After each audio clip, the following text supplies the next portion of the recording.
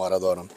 در هر جایی که هستین جور و صحت سلامت باشین و لباس عافیت بر تن داشته باشین. زندگی با میل دلتان بگذره. خدا کنه که روز و شب خوش را آغاز کرده باشین. از های دل ایدست که هوا گرم است، ما هم دیگه تو چتری به دست شدیم. بازار خربزه است، بازار شفتالو است، بازار آلوبالو و اینمی چیزا است. و ما امروز هم آمدیم در ولسوالی امام صاحب در یکی از قریجاتش که از خربزای ناپ و تاپ ولسوالی امام صاحب برای شما برنامه تهیه بکنم. یک ماه پیش 20 روز پیش از هر ولسوالی برنامه های خربزه را داشتیم. فقط شما که خربزه های امام صاحب نوش جان کردین میتونین که نظریاتتون در کامنت شریک بسازین که کدام خربزه ولایت کندوز بسیار نامدار و شیرین است.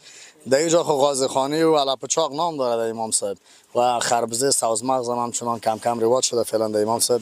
این محترم دیگه یک مازداز بارگیری شده است میره طرف ولایت بدخشان. در کنار امو پالزوان هستیم.